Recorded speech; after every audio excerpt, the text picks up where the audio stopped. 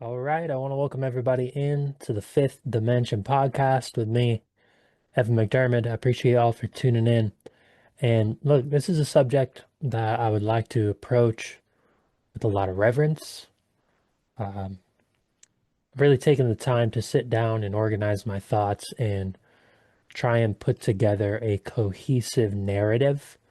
Um, so this dialogue is going to be quite structured in exploring the great mystery.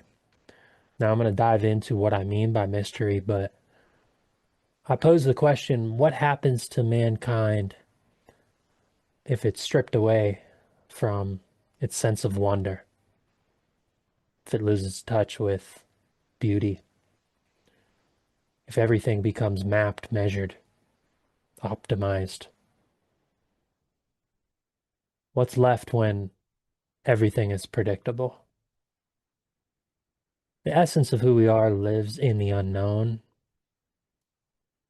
It's the very source of creation. It's that awe in beauty. It's the reverence that we feel when we know in something greater than just our individual selves. So mystery, it's truly the oxygen of the human spirit. It's not just a luxury, something that we can go to when timing is convenient. The sacred essence of who we are rests in the unknown. It rests within ourselves. And we are creating a world that is devoid of that mystery. And not in the sense where it's being eradicated, because as we'll talk about, the beauty of mystery, the beauty of spirit, the beauty of consciousness, that cosmic connection that is innate within all of us, it can never, it can't be eradicated. It can only be forgotten. It's time to refine our senses, retune our perception, and ultimately rewrite the story of who we are. And that's what we're here to do today. So thank you for tuning in. If you're a fan of the show, be sure to subscribe to every platform you're on. You can also purchase a copy of my new poetry book, Seasons of Becoming. It is available now. Amazon, Barnes& and Noble, wherever you get your books. I do have a limited amount of signed copies that are available on the TikTok shop. I just set up the TikTok shop. I called it Soulfire Poetry Collective. Or just, I think I just put CO, but it stands for collective. Soulfire Poetry. Who knows what that brand will turn into one day. But head on over to the TikTok shop. You can get a signed copy there. I'll probably put some other items up on there. I don't know, maybe crystals or just things that I find or create myself. So um, give it a follow. I don't really know how the TikTok shop works and if you can even follow shops, but give it a follow if you can. Check out Seasons of Becoming. It's a great way to support the show. Um, and if you enjoy the themes of this podcast and you ultimately enjoy what it is that we do here, you enjoy the poetry, I know you'll like the book. And it's a great way to support my work. I don't get paid for this. I do this for me to explore the mystery myself, and to make form to a lot of these internal ideas, and just give them life in certain aspects. So if you appreciate that, well, yeah, I appreciate you and you can support the show. Also head to Substack, McDermott.substack.com. It's titled Deeper Meaning. We're going to be talking about meaning in this podcast. We talked about meaning in quite a few podcasts. So, but it's important when we're looking at mystery to dive into meaning.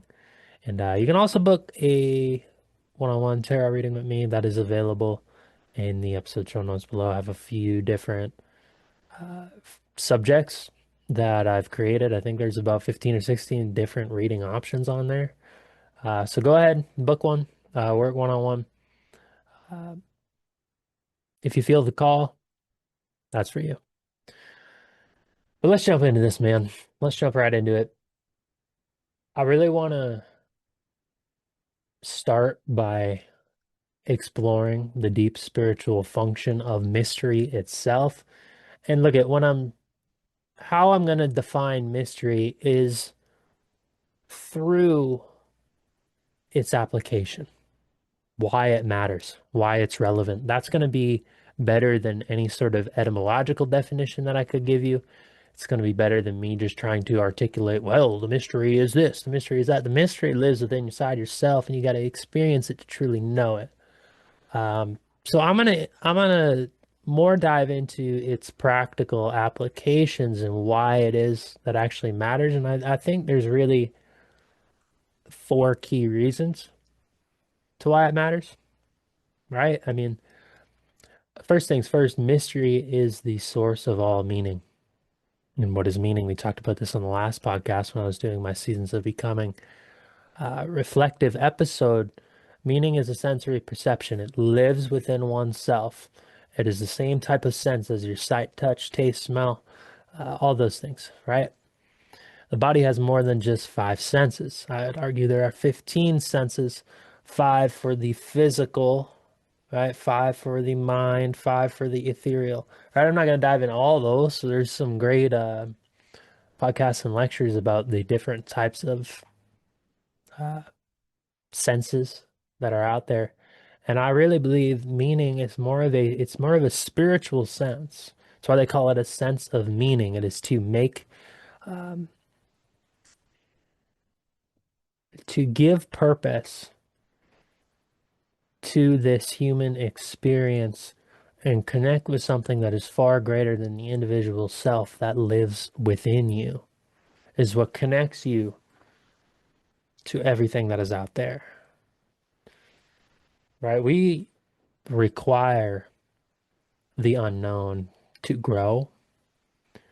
We require the unknown to dream. We require the unknown to evolve. I mean, what do we turn into without those things? All you got to do is look out your window. All you got to do is hop on your smartphone. All you got to do is turn on the news. Nihilism, distractions, purposelessness.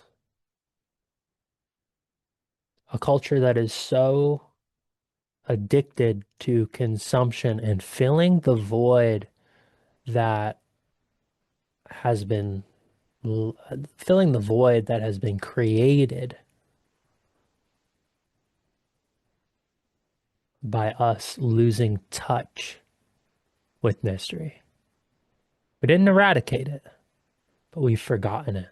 And because we've forgotten it at a soul level, we feel that there is something missing in this human experience, and we rush into the outer world to try and find it. It's not something you're going to find. Now, you can be reminded of it through beauty, through artwork, nature, right? There's all these ways that the outer world will serve as a mirror to feel something within yourself, right? That's why it's important to really honor those sacred moments of reverence and find ways to connect to that on a daily basis, right? Because that's what's going to give you meaning. And if you can center your life around that, if you can redefine the what you perceive to be the most meaningful aspects of life and find the sacred in the mundane, perceivably mundane. Find the sacred in your relationships. Look at another human being, look at another soul, look at them in the eyes and recognize that as much infinite mystery lives within them as it does live within you. And that relationships and connections are an infinite well if you allow them to be. So mystery in itself is the source of all meaning, right? And I would say the second point that really plays off of that is that mystery animates our imagination, right? What happens to creativity when everything is predetermined? Is there anything to really explore? Is there anything to tap into? When I write poetry, I am taking something within myself, a feeling, a sense of wonder, a sense of awe, a deeply rooted, complex series of emotions, thoughts, and ideas and experiences, and putting them all into word. But the mark of a great poem is that it doesn't really feel complete once you finish it because there's still that something more. You don't fully capture it. You can be reminded of it again, but it can't truly be conceptualized, if you will, right? All of our myths that define mankind, the art, all of our explorations, inner or outer, they spring from stepping into the unknown, taking risks, being bold. Ultimately, it's what drives determination, direction, and it's the part of the mind. Because we got to recognize imagination is part of the mind. This whole experience is mind. A lot of times we talk about, connect with your heart for creativity, and I think there's truth in that. There are deeply rooted emotions within that. But it is ultimately the mind that creates it, creates the experience, creates the sense. The brain is a sensory um, projector, if you will, right? So we need to allow the mystery to animate itself through us, through our creativity, through our callings, through our impulses and spontaneity that the heart leads and the brain has to follow along. The brain's gonna perceive it, but it's like, all right, hey, I'll go along for this ride, right? And I would really say mystery in itself is the primary spiritual nutrient. Awe and wonder and beauty and reverence, like these are states of consciousness that really rejuvenate the soul, that really give the soul a language, an ability to express itself. Without that, we become predictable, we become mechanized.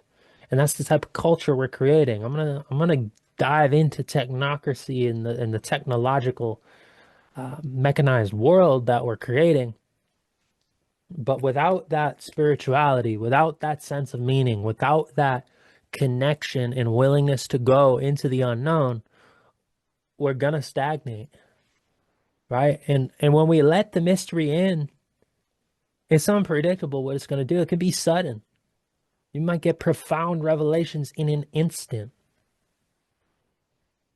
Most importantly, you're gonna get change.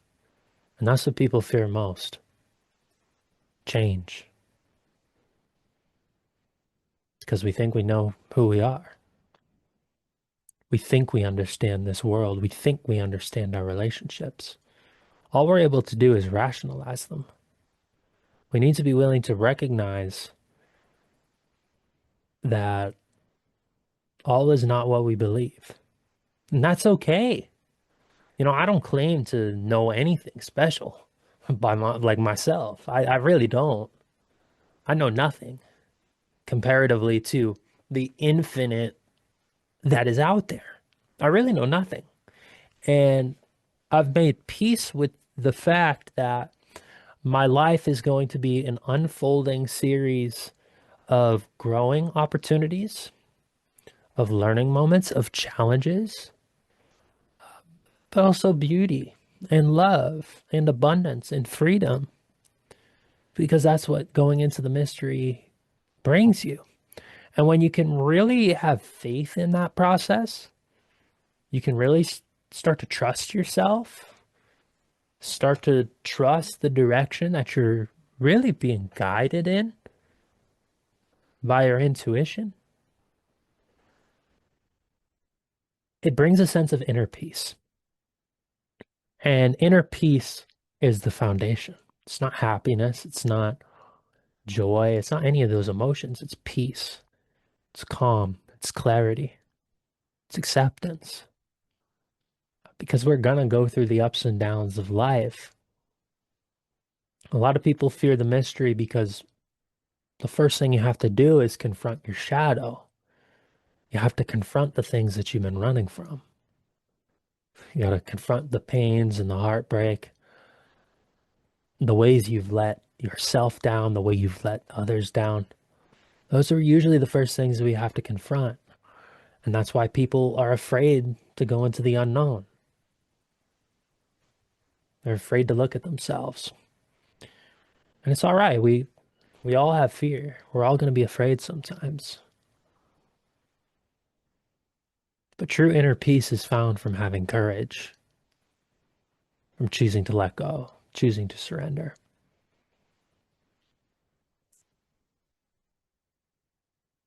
So if you want to live a life that has true peace, true spirituality, you have to let the mystery in. You have to trust your intuition. You have to be willing to walk off the cliff and know that you're going to either fly or be caught. And the kind of the final point here, we're talking about why it matters, is that mystery is the foundation of all things that are sacred. It is the teacher. I think a lot of us, we look outside of ourselves for our education or for knowledge. We look for mentors, right? And we can always find those things. There's a lot of great information out there. There's a lot of great people, a lot of great schools, a lot of great information that can lead you back to yourself and actually guide you into the mystery. But what if you view yourself as your greatest teacher? Not in the egotistical sense, but by choosing to go inward, to taking a reflective lens, by connecting the dots on your story and seeing how you've treated yourself, how you've treated others, how your actions created your reality. I mean, and that can be a hard pill to swallow, but it's ultimately the greatest teaching, to know that you are the creator of your life through and through. Every choice brought you to where you are. Here you are right now in this moment. You made the choice to tune into this podcast. Maybe you're regretting it because I'm giving you some truth here. For those of you who are saying, "Wait a minute, Evan, I thought we were talking about mystery, not accountability." Um, the divine, it's not something we solve. It's something that we meet, and we meet it within ourselves. Are you willing to look in the mirror, look in your own eyes, and see a soul? Are you willing to go to another person, look in their eyes, and see an extension of yourself? To recognize that we are all interconnected by this force that's so far greater than anything we can rationalize. Call it love if you want. I don't even know if that does it justice. That's the greatest teaching there is. You got to find it within yourself first. So I kind of want to pivot a little bit. That's the foundation of mystery.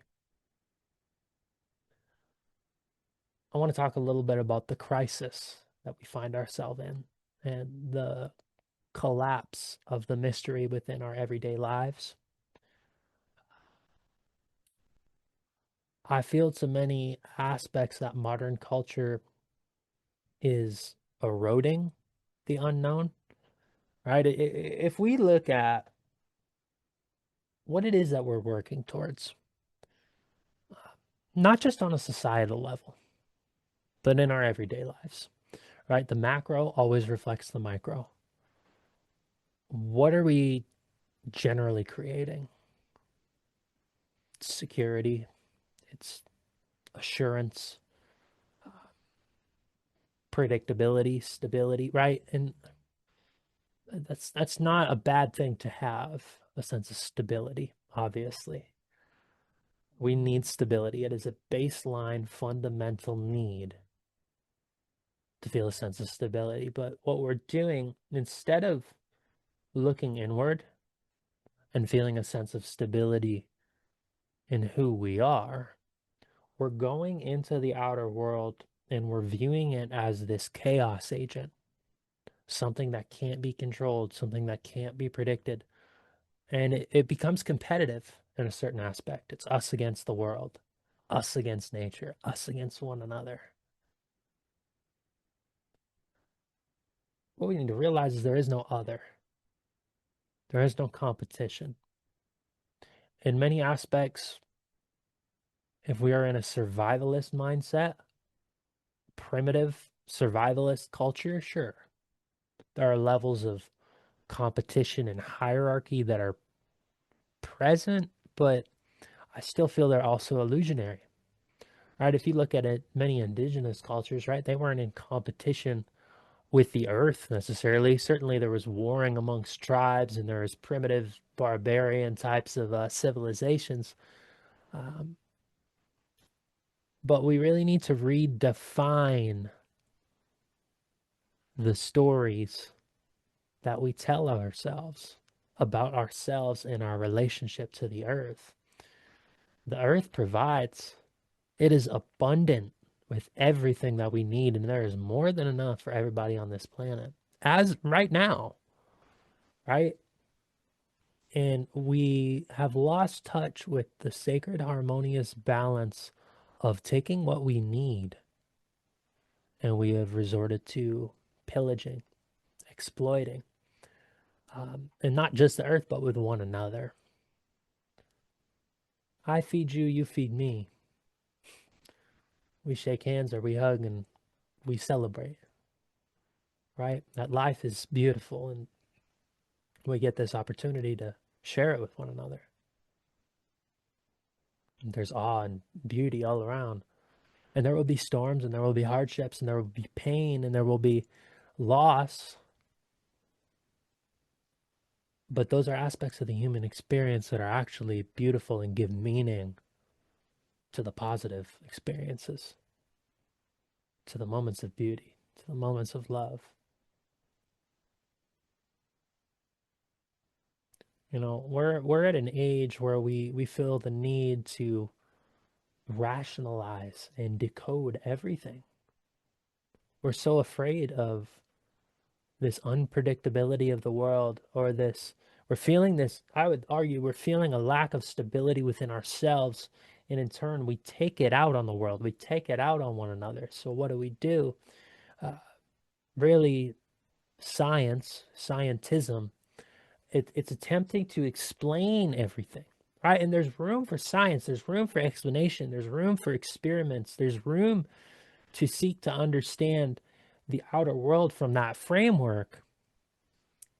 But mystery and unknown itself, in that process, when you lean too far into it, becomes a problem because you can't explain it from a materialist lens. Instead of a sacred portal of initiation to where we dive in head first and we encounter the unknown, we run from it and we attempt to eradicate anything that might make us encounter it in our culture. We're very analytical. We're obsessed with certainty. What do people do when they don't know? They overthink and they need to stay stimulated or distract themselves instead of taking a moment to breathe. Be calm. If we recognize we are stable within ourselves and we have a true stability in who we are, it doesn't matter what the world throws at us because we know who we are. We know we can handle it. And if we can't handle it, we lean on the support of one another. It's why we're a tribal. We're not meant to go at it alone in that sense. We don't need to conquer the world, but we should certainly explore it. We should certainly honor it. We should certainly seek to understand it to the point to where we can optimize our experience while honoring the mystery and the unpredictability and the sacredness of this experience. There's a fine, delicate balance that we must strike, and we have skewed so far in the analytical direction, right? And ultimately, in this pursuit of control, in this pursuit of a false sense of understanding, we are relying heavily on productivity. It's a machine culture. We value efficiency. What makes you a productive member of society? You go to work, you make your money, you pay your bills, you live the life of the Matrix. There's no room for wonder. There's no room for adventure in that way. People's adventure is taking 7 days to go down to, I don't know, Mexico. 7 days out of the 365. Sit on a beach and drink margaritas. Don't get me wrong. I'd love to sit on a beach and drink some margaritas. I think that's a beautiful experience. Down in Mexico, like Cancun. Hey, sign me up. If anybody wants to like take me on a trip to Cancun, invite your boy. Like, I'm for it. I'm not against those things. But any moment that we are not seeking to be efficient, we are seeking to be distracted or to numb ourselves, to consume, to find some source of entertainment or pleasure that's going to fill the void. Ultimately, the mystery is not profitable in this society. So what happens? It's ignored or it's ridiculed. There's a reason podcasts like my own, or some of the great truth seekers in this time, are labeled as crazy or conspiracy theorists or whatever you might want to call it, right? Because they call out this very thing. They call out the productivity machine. They call out the datification of life, what we are becoming. They see the direction we're moving in. I'm going to talk a little bit about that as we keep going here. We're going to get into the technocracy aspect of this. But the people who see the direction we're going and they say, hold on a second, let's take a step back. Hey, you're not a cog in the wheel no more. What are you doing? Can't you see we're creating something? Can't you see we're working towards this? You need to be efficient. Well, what are we working towards? Ask yourself that. What are we working towards as a society? Can you answer it? I would argue we are simply working to stay efficient. We are working to create a bubble of protection, a bubble of comfort, a bubble of pleasure, a bubble of nihilism.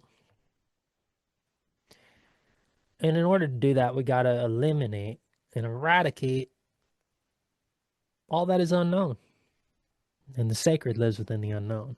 And therefore, it is an eradication of the sacred.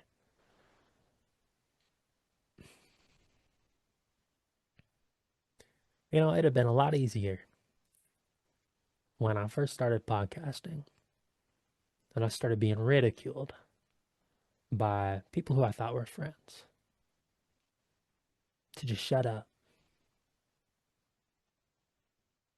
to just be quiet, put my head down and say, oh man, these people, they say they care about me, but here I am speaking my mind and speaking my opinions and seeking something that feels far greater than myself. Yet everybody's telling me I'm inconsiderate or crazy. It'll have been a lot easier for little Evan back then to sit down and shut up. That's what they tell you in school. education is nothing more than conditioning for the efficiency trap, for the productivity machine. Create good factory workers. It's a Rockefeller education for you. It'd have been a lot easier to do that back then. I wasn't as confident in myself. I took ridicule very hard. Um, but there was something in me that knew I was right. That I knew I was on the right path and I was doing what I needed to do. So I kept going. And I'm sure there's still people out there and who speak my name with ill intent, and that's all right. Don't bother me, because I know who I am now. To a certain aspect, I know that I am an infinite well of mystery, and that I will never truly reach the pinnacle of understanding who I am, because there's always more to learn. But I know who I am in the sense that I'm stable within myself, and I feel a sense of stability in this soul's calling, right? And that I'm not just a cog in the wheel. Neither are you. Nobody is. We all have soul. We all have awe. We all have wonder. We all have beauty. We all have creativity inside of us that is just ready to be let out. And I choose to honor that. I don't know about you, but I choose to honor that, right? But ultimately, we are living in a world where there is a minimization of the self, where everything in our world that needs to be tracked, measured, quantified. You know, we know the dopamine response of a sunrise before we allow ourselves to go out and feel it, right? We might go to a sunrise and we're so obsessed with taking a picture of it. And don't get me wrong, I think it is beautiful to capture memories. Don't get me wrong, I was talking about the Northern Lights on my last podcast because I went out and saw them right before doing the show. And I snapped some pictures, don't get me wrong, but is it just a light show and a spectacle and something you want to put on your feed? Or can you sit back, look at it, and really feel that sense of awe and feel that sense of wonder and feel that sense of reverence? Now, why is it a light show? Why is it something that you want to capture? Ask yourself those questions. Instead of, yeah, it's a nice picture. Well, yeah, it's a nice picture because it represents beauty, because it represents that awe. It inspires something within you. Can you dive deep into that feeling a little bit more? Really sit with it, right? Go to the sunset, take your picture, and then sit and meditate with the sun. Go to the Northern Lights, certainly take your picture. I encourage snapshotting life. You know, I heard a great quote. It was something along the lines of, we don't photograph things we love, we photograph things we fear to lose. And it really hit because it's like, man, this moment, I'm bound to lose it as soon as I step out of it. It's a mini loss, if you will. We encounter loss in that way every day and we don't even realize it. And most of the time, we just continue on with our lives and it's not really a big deal. Yet, we hold on to the memory through photographs, through stories, through our creative expression, right? A lot of the poems in my poetry book, for example, their experiences, their memories. Um, my favorite poems in the book are those. Like I'm not gonna share what my favorite. It's funny. I was thinking about it the other day. I'm like, I've never told anybody what my favorite poem is in the book, and I was like, should I like announce it? Should I read it? And I'm like, you know what? I think there's a beauty in keeping, not necessarily keeping secret in that way, but like holding something close to your heart and it's just for you. You know what I mean? Um, so that's why I'm like, I'll let people have their own favorite poem. I have mine as the author, but I don't need to go and sharing what that is. Because to another person, it might just be another poem, right? Um, but my favorite poems are experiences. My favorite creativity is experiences. Right? I painted for the first time in a while recently, which is watercolor. Because, I work as a I work as a therapist, right? Youth therapist, and I decided to do some art therapy with a kid. We did some painting and decided to paint based on the emotions, right? And I was like, hey, I'll do a painting with you. I'm gonna paint based on this is right after going and seeing the Northern Lights. I'm gonna paint based on the feeling I got from the Northern Lights, and then as an example, and as you're painting, you can tell me what you're painting about, and well, then we'll do it together, right? And after I finished painting, I'm like, wow, like by artistic standards, maybe it's not the best painting in the world. I don't really know, but um,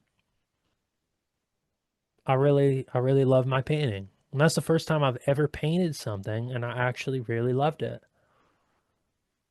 And I'm like, wow, I'm doing art therapy like for myself here too. Hey, the therapist is getting therapy here, like in his set in his own setting here. That's cool. Um, but it's a representation of an experience that I had and a beauty that I got to bear witness to. Right? Maybe I'll put it up on my little wall behind me here.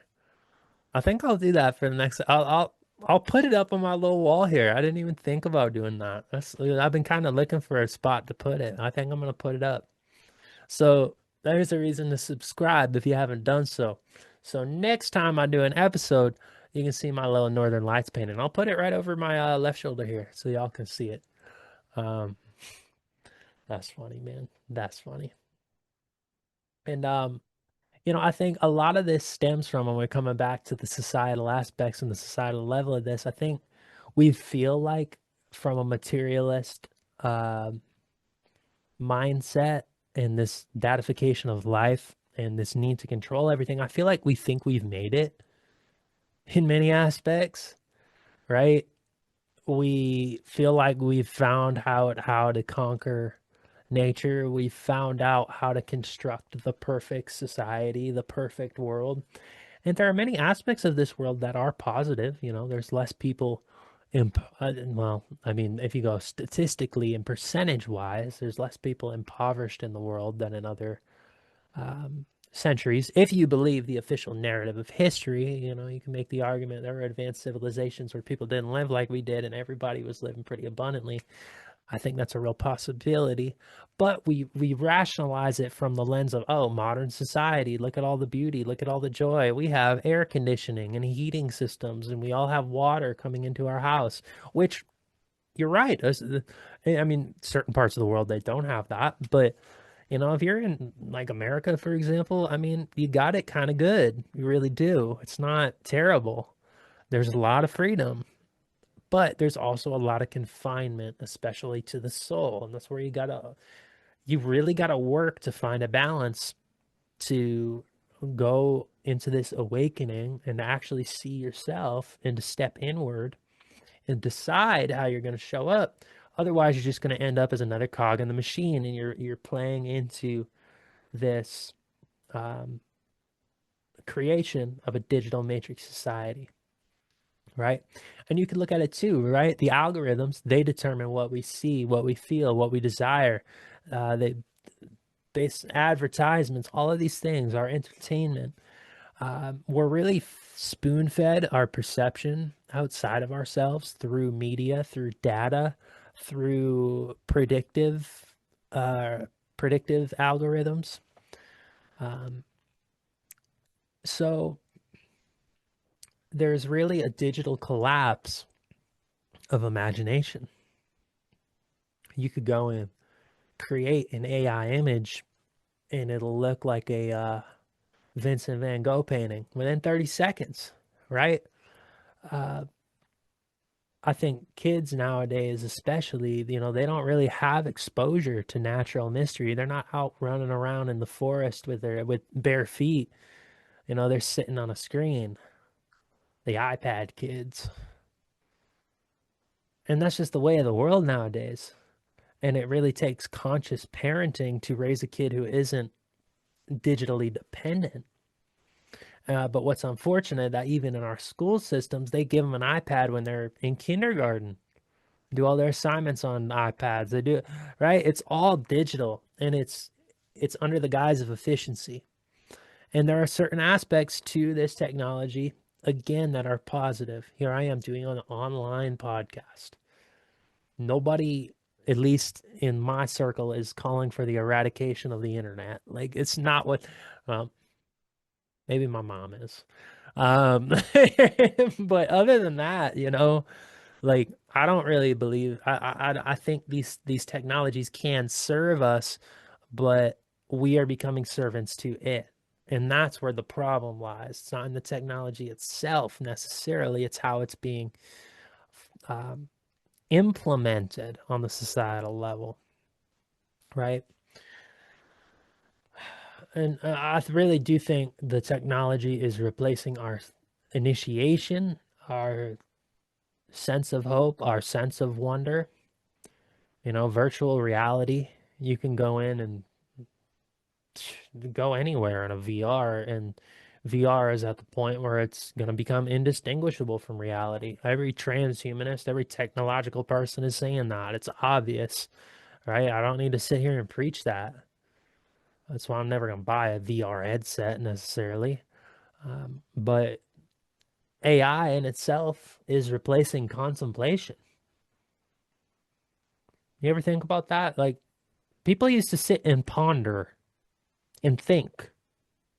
And now, if you have a question, you just type it in your AI and it gives you all these answers, right? For me, this is why I've really made it a point to um, lean heavily into my meditation practices. And I take at least an hour every day to meditate and simply be with myself. Now, there's times where I might put on like subliminal affirmations or do a guided meditation, right? There's certain practices that I do to really fine tune my perception, but it's important for me to sit and simply be with myself and be with my thoughts because we're only moving into a world that is more digitalized. We all spend hours and hours on screens every day. We can easily tie, I don't want to be in the habit of going into Chat GPT and having it do my thinking for me, contemplating for me. Let me sit here and think about this question and come up with my own idea instead of just Chat GPT taking all of the information that's available in the whole world and condensing it in 5 seconds and giving me an answer right then and there. I mean, it's efficient, sure. But the way to use AI in that way would be to come up with your own hypothesis, come up with your own ideas, come up with your own understanding, and then you could always type your idea in there and see if it holds ground, I suppose. But I don't even know if that's the best idea. Maybe just avoid it. And that way, if you really value um, at least the pondering and the contemplation aspect, there are ways AI can be used, and you could channel certain types of information in. Um, but you can't let it replace your thinking. You can't let it replace your creativity and your ideas. Open up your mind's eye, open up that third eye, really go inward and see the truth instead of having it spoon fed to you. Right. And, we look at all the other aspects of technology, is kind of replacing the human experience. Obviously, like I think consumerism is a big one where people go out and they buy and they consume, they consume, they consume, and that really replaces our need to go out and experience. Right? We have this new thrill of getting an item or buying something or eating this delicacy or going to this restaurant and I get to try something new. Right? We all have this sense of adventure within us, and I think that kind of scratches that adventure itch a little bit. And then obviously, I think our relationships have become very much watered down through technology, and there really is a lack of intimacy in our world. And that's not just in love. It strongly happens in love. Why do you think half the people get divorced nowadays? Um, but intimacy is being forgotten. What it truly means to be intimate and open oneself up to another human being it's going by the wayside, and that's to me that's really sad that a lot of people would rather run from difficult conversations. A lot of people can't be fully honest with themselves, can't be fully honest with each other. It's just sad to me, man. It's sad. Not hey, I've been on the receiving end. I've done that to people too, and I'm certainly not proud of it. But having been on both sides, I feel like it's made me a better man to really look at my own actions and then see how other people act. And you can only give those people grace. Like, hey, I see you. I understand. I understand the world we're living in and how something like this happens. So you can only give people grace when they're falling short in their relationships or not showing up for you in the way that you might show up for them, right? It's what we've learned, it's what we've been conditioned to do. And I like to think once you really start doing inner work and you really choose to be intimate with yourself first by being vulnerable with yourself, by looking in the mirror, by really sitting and honoring what lives inside, the feelings that you might have, when you really start doing that for yourself, it becomes easier to do that for others in a more raw and authentic way. And so once you start doing that, even if people aren't at that level, that's okay. But what you can do is you can show up with presence, you can show up with intention and plant seeds to where people start to feel that intimacy and they say, wow, that really showed up, really showed up. Like, thank you. And there's gratitude that can come from that, regardless of how a connection ends or if it blows up, whatever it may be. In the long run, you planted some seeds to help that person awaken and become a better person. And I think that's if you can sit back at the end of the day, even through heartbreak, through loss, um, whatever it may be, and you did that, it gives it a deeper sense of meaning, and you can feel pretty good about yourself, right? And it allows you to learn from like whatever reason. A good example would be if a relationship ends and you get ghosted, whatever it may be, and you were trying, but you were sacrificing your own self sovereignty to try and force this connection because you felt that deeper pull towards intimacy. You had those moments where it was something greater than your individual self, but the other person wasn't going to show up in that with consistency. But you knew it was there. You knew the potential was there, and so you show up and you try and you try and you try, and it becomes harder and harder, and it hurts more and more the more you try and do it, and eventually the rug gets pulled. Right? Ultimately, what happens in that scenario is one person is teaching that person about unconditional love while the other person is teaching the other person about boundaries and self-love. So if you've been in that situation, I see you, I feel you, I've been there. um I think that's just one example of how you can plant seeds and with greater and help people uh, find themselves. People don't need saving, they just need honesty, they need love, they need compassion, they need grace. That's all I've ever really needed from others. Sometimes I still do. I think we all do. If someone offers their hand in that way, you betcha I'm gonna take it because I see it. I say, hey, I see you. Thank you. It's about time. Don't mind me. Here I am talking about how we're pillaging the planet, and I'm drinking from this gallon plastic jug. I mean, hey, we all have our faults. We all have our downfalls. This is just if you're new to the podcast, what you're gonna realize, I am a combination of weird spiritual guy, but also gym bro. So I tend to drink from these huge like gallon jugs of water. Try and get through one or two a day, you know? I drink to the size of my container. So if you get me one of those little like metal bottles or something or copper water bottles, I might only drink one or two of them a day. What I really need, somebody link me if we got one of these out there. Like one of them huge gallon, but like it's like a gallon copper water bottle. That thing would probably be expensive as all hell, but that's probably what I need because I like to drink a lot of water. And I probably shouldn't be drinking from plastic. Those microplastics gonna go float down to my nuts or something. Like, my goodness, who knows? We all got microplastics. It's just the way of the world, unavoidable.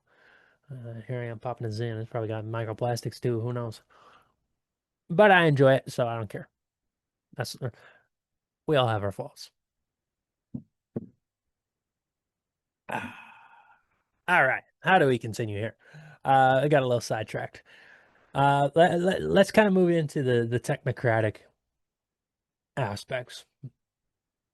We'll get back on track. Technocratic aspects. I've been touching about briefly technocracy and technology, and ultimately this stems from when we're looking at an optimized world in the sense of efficiency and mechanization, you create a world that is spiritually hollow, right? A technocracy can only live in a world that has forgotten spirit, right? And ultimately, what is the individual state of awareness when one is not plugged in to the technology, right? Ultimately, when we're looking at this world and we're looking at the technocracy that we're moving into, it's very Brave New World-esque, more so than 1984. I think they're both great novels. There are elements of each book that you can pinpoint and mirror into our society. But Brave New World for me really, really gave me the outlook on the direction that we're moving more so than 1984. And it's because they live in a consumer culture, right? And people consume and they numb themselves and they are obsessed with pleasure and they are obsessed with efficiency, obsessed with scientific innovation, right? And that does that not sound like our world today? But when you unplug somebody, you take away their pleasure, you take away their ability to consume, you take away all the distractions. What is left? Generally, it's going to be a sense of hopelessness. It's going to be fear, right? So that's why you plug in, because without it, I don't know what to do. Oh, there, I need stimulation. I need distraction. All right, and there's a lot of people like that now. A lot more people than you realize. They don't want to admit it. A lot of people don't even realize this is what they've become, but they cloud that sense of hopelessness with what? Let's think about it. You could say there's a few different types. Could be through work. Let's go work 60 hours a week, or even just the 40, but you grind, right? Let's look at the average person. Grind 40 hours a week. All right, noble, you gotta pay your bills. What are you doing to go home? Watch TV for 4 hours? Create a cookie cutter existence? Maybe you go out to the movies once a week, maybe have a glass of wine. Maybe, you got kids to raise, but you put them on the iPad or whatever it may be. You stay home, you prepare for the next work day. Maybe you plan out a vacation 3 months from now. The focus of your life is paying your bills, surviving. And in the meantime, when you have a little extra time, doing something pleasurable, entertaining. Hey, I get it. You made it. Congratulations. You're a functioning cog in the wheel of society. How purposeful is that? Well, it's purposeful to keep society running. How meaningful and nourishing is it on a soul level? When you sit back at the end of the night, when you put your head down on that pillow, what is your real feeling? What's missing? That's the number one thing people will tell you. Something's missing. It's why people might blow up their livelihoods. It's why they might get a divorce, why they have a midlife crisis. Something's missing.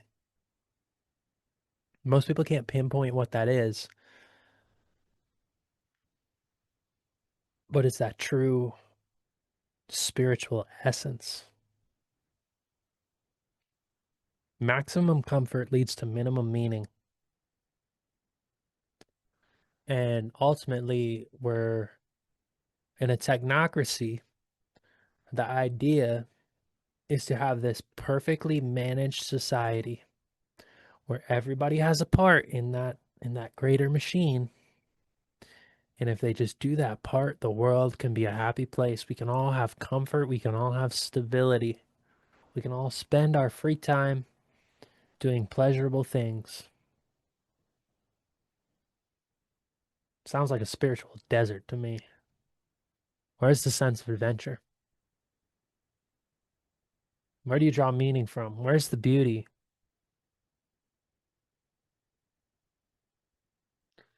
It's just my opinion. If you want to live in a technocracy, then if you can, I mean, and here's the thing: you might get sucked into this world, and you might. This is not me trying to critique the person working a 9 to 5. I work a full-time job. Like, you know what I mean? I go to work. I pay my bills. I go and do these things. So I'm not trying to come up here and sound like a hypocrite. What I'm saying is that if you lose touch with your soul, if you're not doing things to nourish your soul, you're going to live a life that is unfulfilling. You're not going to be able to show up for others because you're not showing up for yourself. What are you working towards? Who are you working for? Why are you doing what you're doing?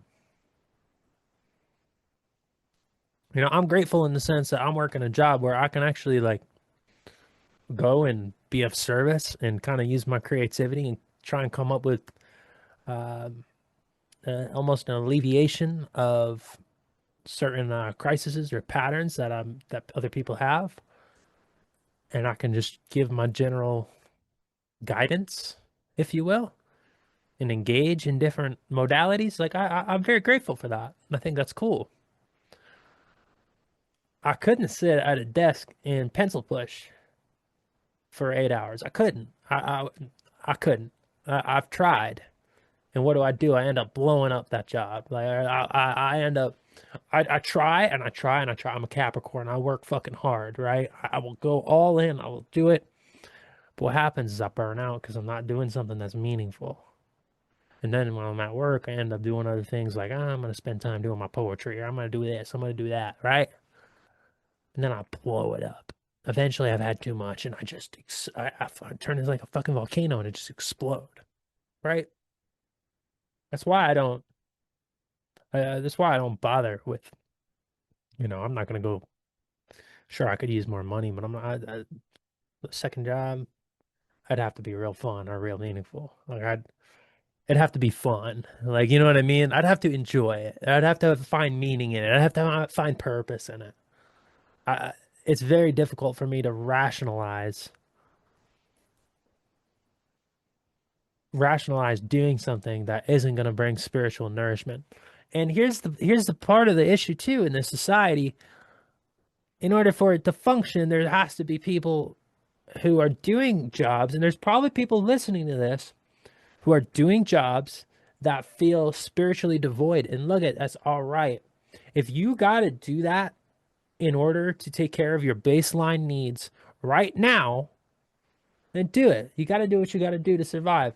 But at the same time, you need to start working towards something that is greater than your individual self. And eventually, as you continue that exploration and you continue that pursuit, you will create opportunities that are more meaningful. There's all these quick get rich or all these, I would say, scammy get rich quick schemes on the internet and like, oh, quit your 9 to 5 and you within 8 weeks make $10,000 a month. Like, most of that probably ain't real. I mean, you might strike gold and find one. Like if you do, let me know. It's like for real. Um, but you need to create your life. You need to take responsibility for what you're doing, for the life you're living. First and foremost, if you want to be spiritually devoid and hollow and just consume and find meaning and pleasure, by all means, I'm not here to tell you to do any different. And that's the difference, I think. Like, there's gonna be other people who, oh, it's sinful, it's this, it's that. Like, I don't really give a shit. Do you. I'm gonna give respect, love, and reverence to everybody who crosses my path simply because they're another soul. And hey, if my existence in the way that I'm living triggers you, then look in the mirror. What is it about me? I'm just out here trying to have a good time, trying to get through life in the same way that you are. But maybe my priorities are a little bit different. And that's all right. We can all have different priorities. The world that we are creating, as it gets more and more digitalized, we're going to have to start making harder choices too. There's the thing. Are you going to choose to pony up and get a digital ID? Are you going to choose to go and get your mandatory, what I'm not going to use the word. Are you going to choose to acquiesce your own soul's sovereignty for the sake of making it in the technocratic society? And that's where you got to draw the line. If I get outcasted from society because I'm a radical, by all means, it is what it is. I know who I am. It doesn't really matter. It doesn't really matter. If I get hung up on like they have a Salem witch trials in the modern era and like, oh, Evan's too cuckoo, Evan's too woo woo, he's too spiritual, he does this, he does that, and I get burned at a stake, then by all means it is what it is, bro. Like, I'm not gonna change. And that's the thing. You can't change yourself for simply the survival, right? And it's tough to like, I get there's gonna be people who don't agree with that, or they're doing the opposite. You know what I mean? I get it, because we all have points to where we need to like kind of sell ourselves a little bit in order to survive. Like, we're all gonna that's what we're born into.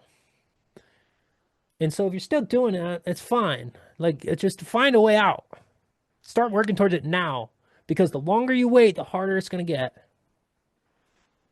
It's as simple as that. It is as simple as that. All right, I'm gonna move. I'm gonna keep going here. I could ramble on that for a while. Maybe I should ramble on that for a while. I'm passionate about it. I find it important. Like, stop selling your soul just to receive the validation of others. Who are you trying to validate? Who are you trying to get validation from? Nothing is gonna feel as good as getting validation from yourself and owning your self-worth and standing up for yourself and saying what you believe. That's why I find half of these anonymous accounts online, like on Twitter, for example, to be annoying. Yeah, you say great things, but you ain't putting your name behind it. Say what you believe. Who are you afraid of getting canceled by? Your job? Society? Let them. It doesn't matter. What are they going to do? What are they going to do? Right? That's why when you even got all these, like, all right, I'm going off. I'm sorry. I can't. I'm going off. It's happening. We're too far down. It's like we got all these like anti-Israel laws or anti-Israel hate speech laws, right? That are popping up in the United States. Donald Trump wants to outlaw anti-Semitism and all this stuff. I'm gonna push. I'm gonna push some buttons here, and that's fine, because that's what I'm here to do. If you don't agree, it's fine. We don't have to agree. But I believe in the concept of free speech. Let somebody say whatever they want, and by their own doing, if what they're saying isn't holding true, people aren't going to resonate with it, right? So if there's anybody who's like blowing up online, there's one or two reasons. One, it's a controlled plant, and they're being propped up for a reason. There's a very good chance of that. But why do people resonate with people on a very certain level? Well, you got to ask that question, right? Because they're probably speaking some truth. If people are online just saying nonsense, and they're probably not going to get, it's not going to get no traction. Right? Nobody's going to care. But at the end of the day, when we're talking about like the anti-Israel, anti-Semitism laws, right? It's going to be illegal to criticize Israel. You do this. Oh, you can't talk about Israel. Fuck Israel. Like, honestly, who are you to tell me who I can't criticize? I'll stand here and tell them, hey, y'all, they're just killing people left and right over there.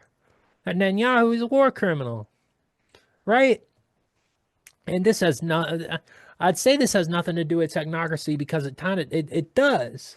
And how it does is this is a controlled society where they come for your mind. It is an imperialization of the mind and your thoughts and your free speech and your ability to make decisions for yourself. And so when you acquiesce and you're afraid to even say what you think, you've already lost. You've already given up. You're not even willing to say what you think? Really? What are they gonna do? Throw you in jail? All right, throw me in jail. I don't care. I know who I am. I know what I believe in. I know what I feel is right within my heart. I don't need nobody to tell me otherwise. That's why any politician, any system that believes in anti-free speech or wants to imperialize the mind and the soul has no place in dictating reality, dictating other people's lives. Nobody has any place in dictating another person's life to begin with, right? Nobody does. Just saying, man. I'm just saying, man. I was feeling passionate about that one. Fuck Israel. Um, Evan's anti-Semitic. Oh no. No comment. No comment. Throw whatever labels you want. Don't matter. Anyways, when you let people imperialize your mind and imperialize your thoughts and your perception is tuned into consumption and is consumed into the material realm and you are so caught in this technocratic trap, it represents an end of serendipity. And what is serendipity? What is serendipity? Serendipity is radiance. Serendipity is cosmic connection, divine love, something that you feel far greater than the individual self. It is that pull in your heart. It is that knowing of beauty. It is that knowing of grace. It is that knowing of love.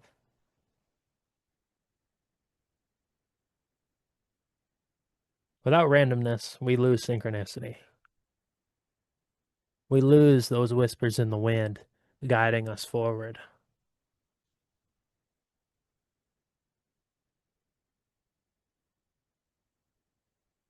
Ultimately, we lose who we are because we are not, I am not just Evan McDermod. You are not just whoever you are, or whatever your name is. There is a cosmic well of infinite living within you, mirrored all around. It's brought to you in whispers. It's brought to you by synchronicities. Reminded to you if you know how to listen, if you know how to tune yourself. You can't force it. The essence of spirit, the essence of living a spiritual life is flow. It's inner peace. And from that flow state,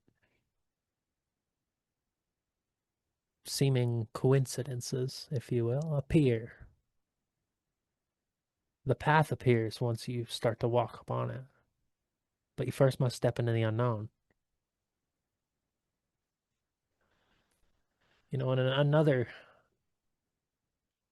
key factor in this technocratic society is we're having this is something that's not it's talked about, but I don't feel like it's talked about enough, is we have this replacement of the elders and the mystics, the poets,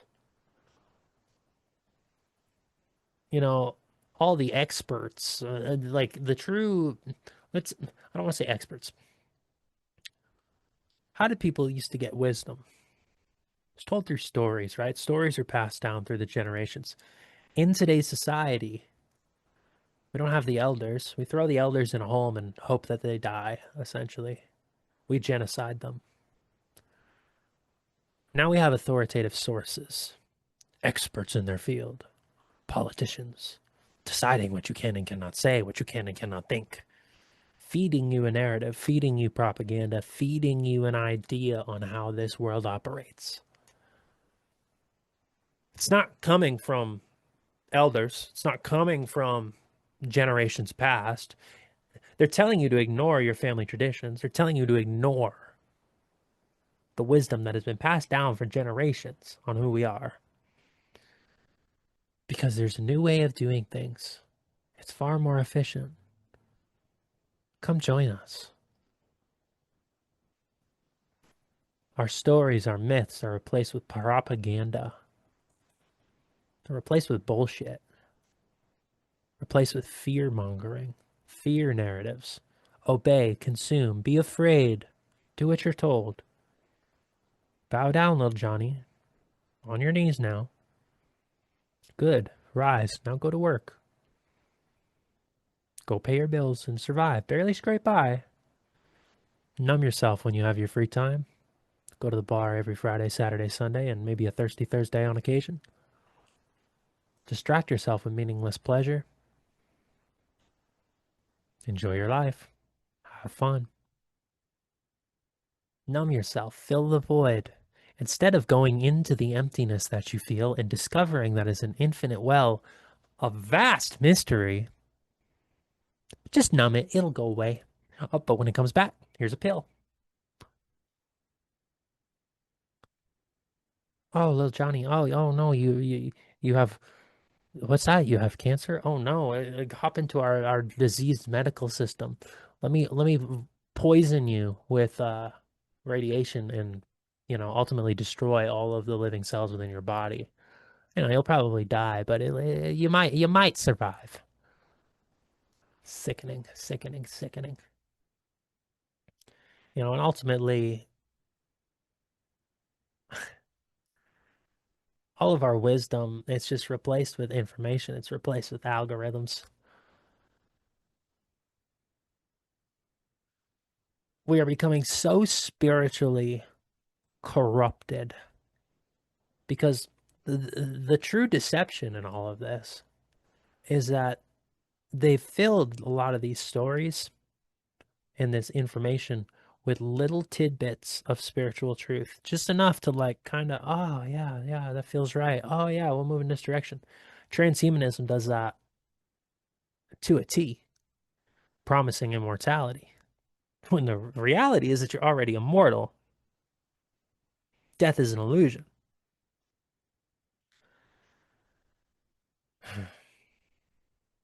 And ultimately, it's the inner world that's the root of who we are. And it's the inner world that we can actually begin to plant seeds of new beginnings. But we are experiencing a death of the inner world. And it's because there is an imperialization of the mind. It is an imperialization of the mind. That is what technocracy does. That is what technology is here to do in many aspects. It's why it's implemented and as widespread and available. It's why they are giving out. You want to call it an Obama phone? And my grandpa used to joke about that. Oh, they got the Obama phones, and I thought it was kind of funny, right? But like, why are we so quick to make everything technological? You can learn far more by going out and climbing a tree than sitting at a desk for 6 hours, for example. Right? That kid's gonna get a lot more lessons by going and climbing that tree and trying to make it to the top, as opposed to cramming all this knowledge or being stuck on an iPad playing quiz games. Right? It's just a waste of time. It's a waste of time. But what it's doing is it's warping the minds. If everything becomes externalized, measured, outsourced, controlled, ultimately the inner world is going to go dormant and we're going to lose touch with it. And that's what we're seeing taking place. So, a world without mystery becomes a world without soul. And I think we're seeing the manifestations obviously through mental illness. I mean, I work in the mental health field. But a lot of these I feel are spiritual disorders more so than chemical imbalances. And that's kind of a controversial thing to say in my field, but it's how I see it, man. It's how I see it. And so I try to get to the root, try to get to the spiritual root. And the root is spirit. It's not form. It's not body. It's not matter. It's spirit. We are spiritually deprived, spiritually starved, and that makes people feel hopeless. And it makes them depressed, and it makes me sad.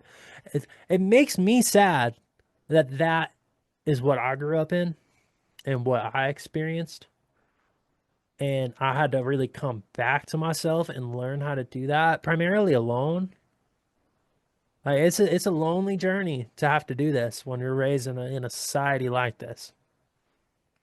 You'll find people along the way to help you on it, but this is the path. You got to walk upon it, and you got to take those first steps yourself. Nobody can do it for you. But we are experiencing an existential starvation of spirituality in our culture. And I think we're experiencing anxiety from living in a world with no sacred shelter and feelings of security within ourselves, kind of like we already talked about. We all have this childlike wonder, this magic that lives inside of us, and we're outsourcing it to illusions, to deception. And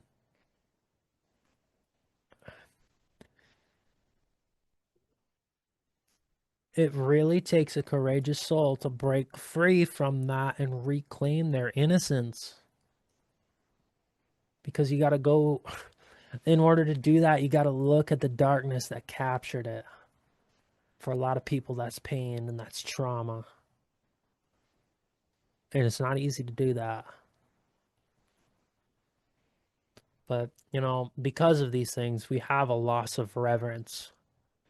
People are lost, they're distracted, there's inner conflict. Nature becomes scenery. Love becomes chemistry, becomes transactional. Death and birth become medical events instead of sacred rituals, something that's beautiful.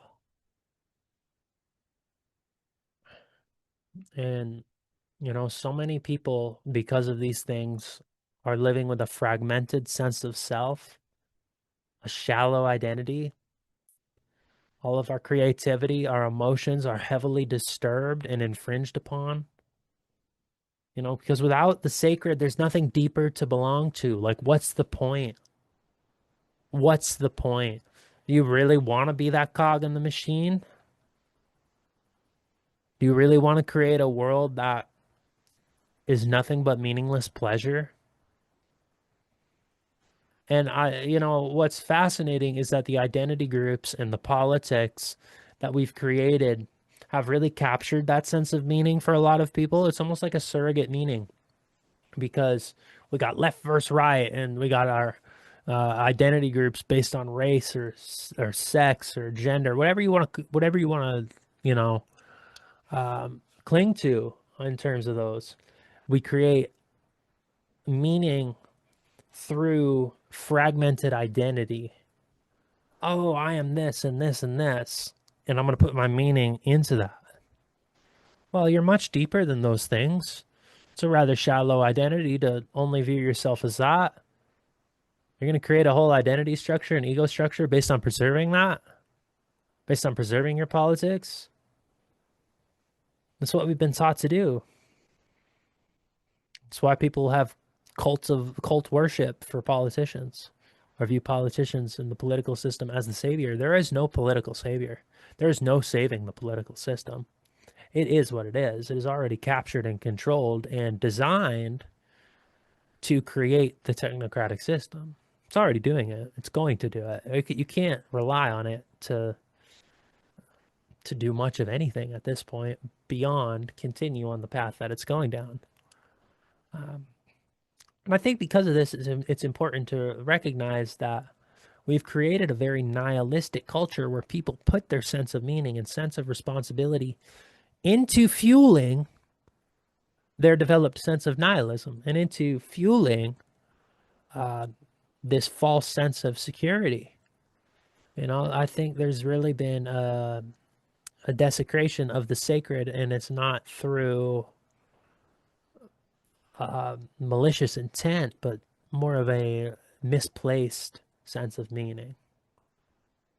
We don't have transcendent mystical experiences or peak experiences anymore because people are so warped into entertainment, and they get their sense of awe based on a movie plot or something that a character on TV experiences. Like, whoa. Yeah, who cares? It's not you might, you can pick something up from a movie, you can learn a lesson, or you can do this or that, but you're not really experiencing anything transcendent. At least I'm not. I don't know about y'all. If you're experiencing transcendence through a TV series, please send me that TV series. It sounds rather fascinating. But I've yet to come across one. Now, I don't watch much TV. I don't watch much movies. It's quite rare that I will. I might do it in a social scenario, but even then, I'd rather have a deep conversation under the stars as opposed to sitting and watching a movie. Um, but maybe that's why I can't find a date. I don't know. Um, let's shift here. We've kind of gone down a. I'm not trying to black pill y'all. I promise. I'm not trying to black pill y'all. I'm not trying to get y'all into a sense of doom and despair.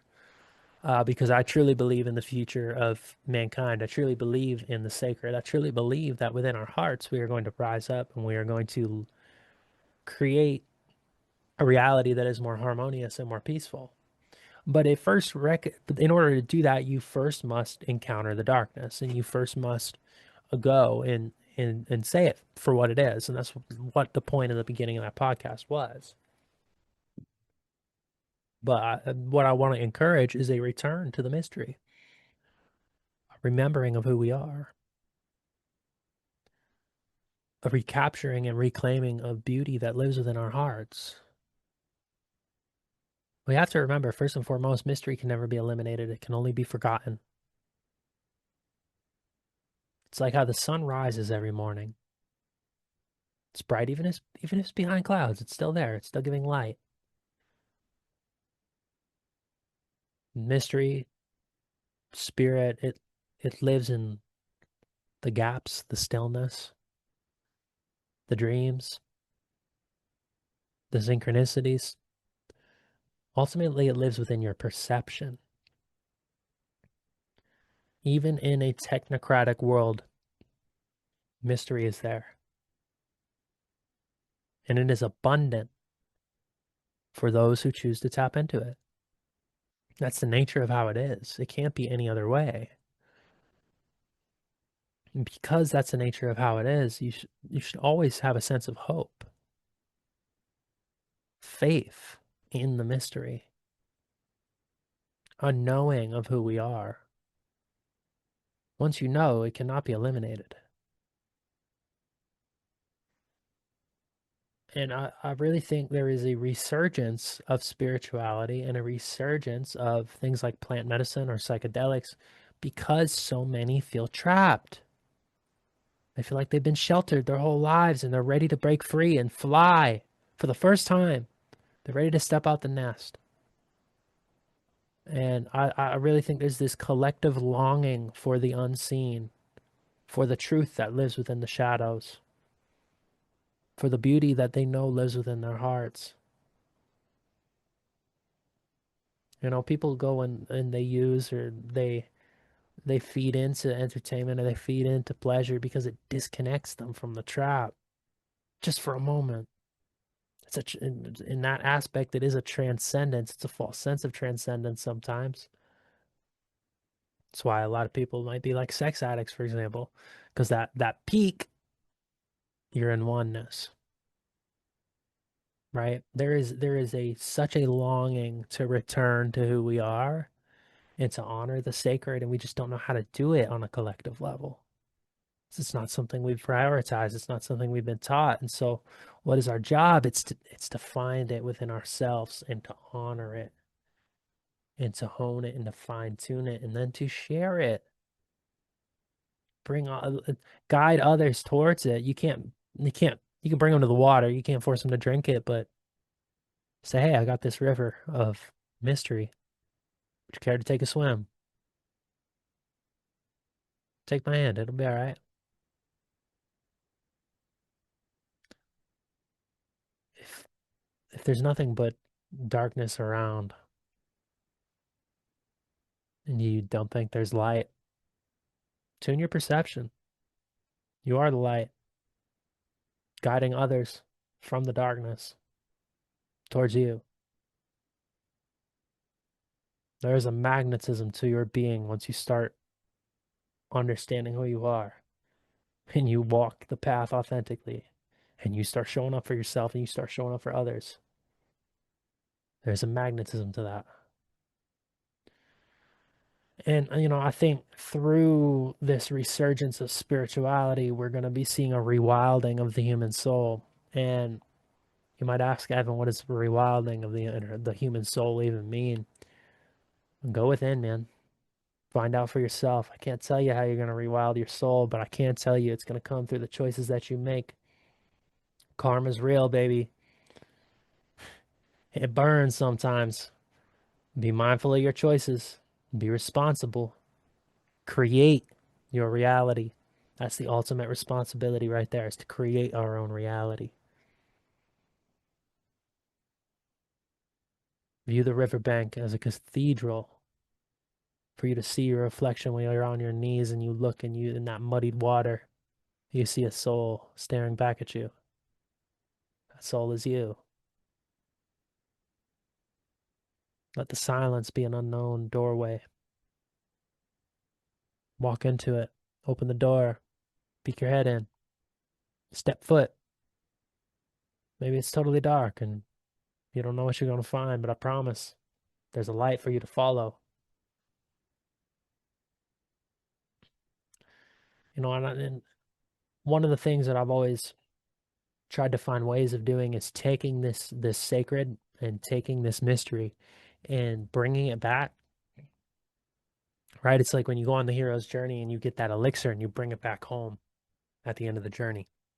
It's not truly an end because then you have more beginnings, but for the concept of the hero's journey, how do you bring it back? Let the arts, let the creativity be invocation, not just entertainment or something to do, but um, art and poetry that reintroduces the sacred, that lets one truly connect with the ethereal realm in a grounded way, right? That's what we got to be. That's what we got to strive to create, right? When you go out and you have these experiences and you really reconnect with yourself, well, start creating things that are inspired from that, that you learn from that. Share that elixir, share that wisdom. We are so starved as a culture, as a society, and own that creation wholeheartedly. That's why I come on a podcast and I'll just fucking speak my mind to probably to my, in the Matrix sense, to my own detriment, or like what could be taken the wrong way, or this, and that. Like it don't really matter to me because what I'm doing is I'm taking what I've sat with internally and I'm letting it come to manifestation. And I'm trusting and having faith in those seeds that are being planted because it's done with honest intent, right? And we need to do the same thing. There's always going to be perceived risks in doing so, but put your name behind your word. Stand tall and say, hey, I got this. Let's bask in the sacredness. And ultimately, I think we need to remember love can serve as the ultimate mystery. It's something that's always far greater than the individual self, something that can never truly be controlled, something that can never truly be captured. No technology can replicate the soul's longing for love. When you look in the eyes of another soul and you see beauty and reverence, and you share moments of intimacy, and you get that fruit of unconditional love and beauty, there's nothing like it. There's nothing like it. Cherish those intimate moments and let them be your fuel. And if you're not finding those intimate moments, create them. Be the spark of divinity that this world needs. It doesn't have to be in a romantic relationship. Obviously, it certainly can, and it certainly will if you walk this path. But all of us are worthy of love. Love all beings. Open your heart to the world and let it love you back. And, ultimately, at the end of the day, we got to recognize the one true destiny in life is death. Some people are so afraid to die that they never truly live. And it's cliche, but it's cliche because it's true. No matter how advanced we become as a society, death will always remain the greatest unknown and the greatest teacher. And when you start understanding death to that level, you will recognize that you experience many deaths in your lifetime. It's just a matter of how you take them and move forward with them and integrate them into your experience. And will you choose to rise up and be reborn from the ashes as a phoenix? Or will you choose to lay in the ash, stricken, beat down? We're going to be hit with hardship. We're going to be hit with challenge. We're going to be hit with transformational experiences and things that move us, and they're not always going to feel positive. But we've got to be willing to take it, and we got to be willing to rise and share our wisdom from doing so. Because if you can hit rock bottom and you can rise back up, nothing in this life is truly that scary. Death in itself simply becomes another, okay, it is what it is. It's going to happen to all of us. So you might as well fully live. So, really, the vision for a mystical future, for a reintroduction of the sacred, it's very simple. It's us returning into the unknown. It's awakening on an individual and a collective level. It doesn't mean we have to reject all aspects of society, reject science as a whole, but we need to complement the gifts that these technologies do bring us, but reinvigorate it with our imagination, with our awe, with our wonder, with beauty. And I think from that, we can have a culture of reverence that ultimately emerges. You know, let the mystery be your medicine. Fill your cup with introspection and pondering and artistic expression and beauty and experience. You know, let wonder be your therapy. Let new experience be your therapy. Sometimes you just got to retrain your nervous system. Instead of ruminating on your problems all the time, sometimes you just got to show your nervous system new experiences. And that there's more to life than what the pains and the trauma that you've gone through.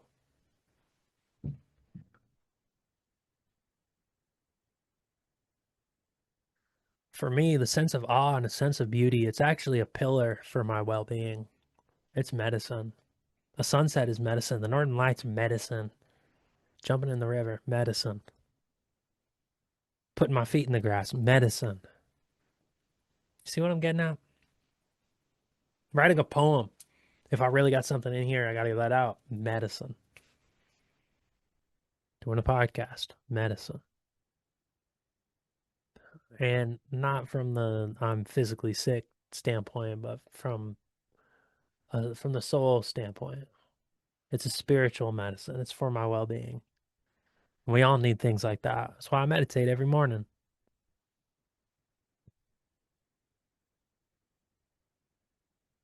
More than I'm meditating than more than just in the morning, but you get what I'm saying. You know, I really think we need to take the technologies, we need to take the the innovations and start making them in service of consciousness. You got to realize that the technologies they push out, generally serve the agenda, right? There's been all these great technologies that have been created over the years that are silenced, that are squandered.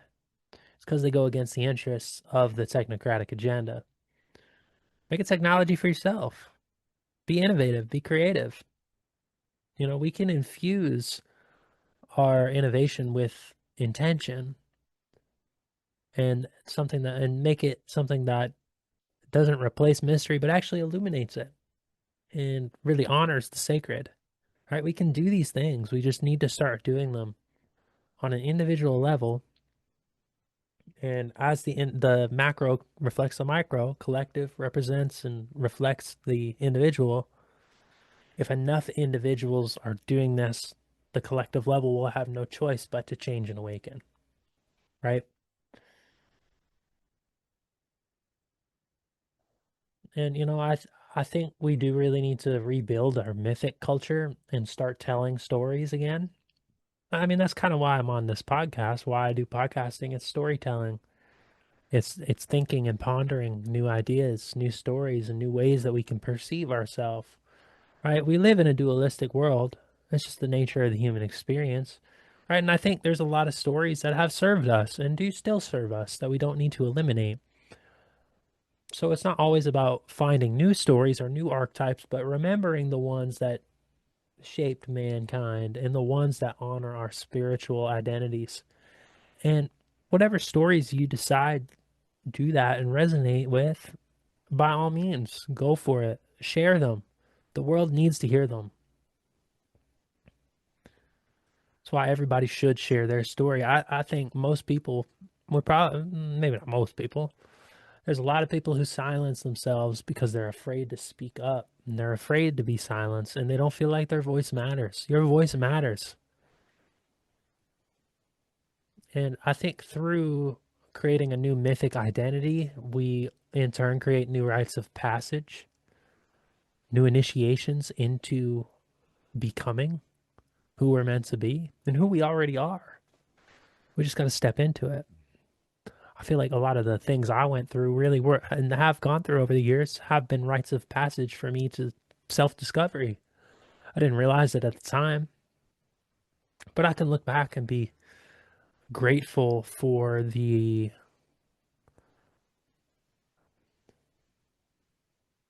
I would say, I can be grateful for the sum of my experiences for leading me into where I am now. There are certain things I obviously wish didn't happen and things I'd change. And, we all have those things. But when we look at the sum of experiences and we can begin to feel a sense of gratitude, it really does reshape our thinking and reshape how we perceive ourselves and how we interact with the rest of the world. Um, and I think to kind of put a finishing touch on the vision for a mythic and mystical future, to reclaim your spiritual sovereignty, reclaim your freedom, reclaim who you are. There's always going to be change. There's always going to be challenge. But if you can stand firm in who you are, if you can reclaim your inner authority, nothing will bind you and anything is possible. We don't need intermediaries between the soul and the infinite, between ourselves and spirit. We have control of our own connection to spirit and with the sacred and with the mystery. It lives within our perception. It lives within our meaning. To tie it back to what we talked about at the beginning of the podcast, it's up to you. It's up to you. What kind of world do you want to live in? Don't just imagine it, but feel it and embody it. And I promise you, you are a creator of your reality. You will start to create that world. If we don't realize how powerful we are, I didn't for a long time. But now I'm starting to own it. And I encourage you to do so too.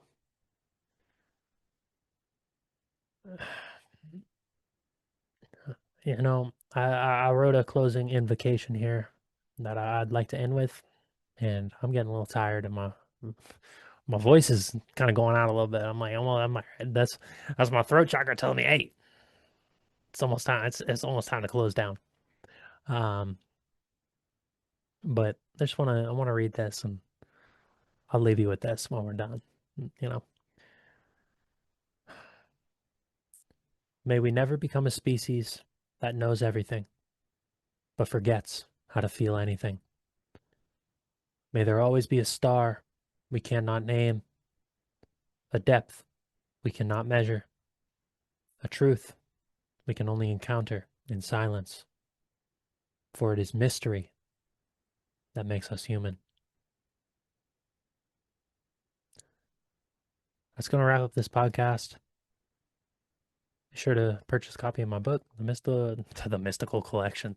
That was my first book. The Mystical Collection. I can't believe that came out. I guess you can go get The Mystical Collection if you want. That's some old fucking poetry. Maybe somebody's meant to get that one. I don't know. Maybe that's why that came out. But Seasons of Becoming, my new poetry book. Be sure to get a copy and support the show. You can subscribe on Substack, McDermod.substack.com. And I appreciate y'all for tuning in. If you made it this far, hey, you're a real one. I got to tell you that. Um, but that's going to wrap up the show. And I'll see you all next time.